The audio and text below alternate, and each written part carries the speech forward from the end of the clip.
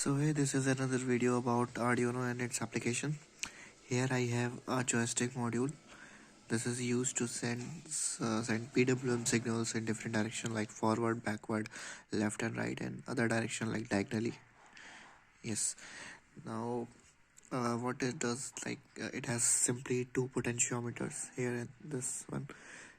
Whenever I move this, potentiometer also move accordingly and they send their signals to Arduino.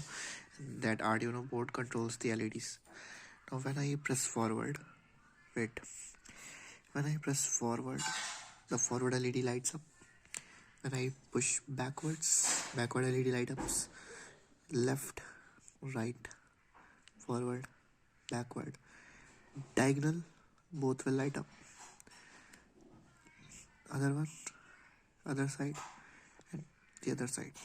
It has got PWM controls, that is pulse width modulation. So as hard as I push this, the LED would be turned on brighter.